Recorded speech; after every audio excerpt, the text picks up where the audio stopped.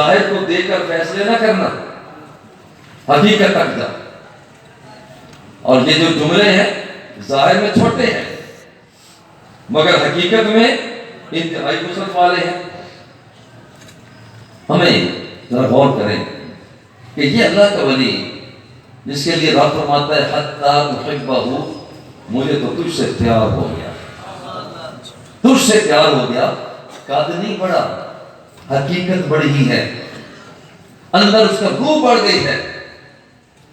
مجھے تجھ سے پیار ہو گیا ہے، بندہ وہی رہتا ہے، دیکھنے میں ایک جیسا ہی ہے، کوئی فرق نہیں ہے۔ یہ نہیں ہے کہ جب وہاں پر پیار ہوا ہے تو پہلے یہ یہاں پر 1 من کا تھا اب 1.25 من کا ہو گیا، نہیں، یہ بات نہیں ہے۔ حقیقت بڑھ رہی ہے، حقیقت بڑھ رہی ہے۔ اور یہ بندے کے بارے میں بندہ وہی رہا۔ آگے بڑھے ذرا، حضرت اسود اتنا سا پتھر ہے، چھوٹا سا پتھر ہے، مگر دوسرے پتھروں کو میرے مصطفیٰ نے باہر پھینکوا دی۔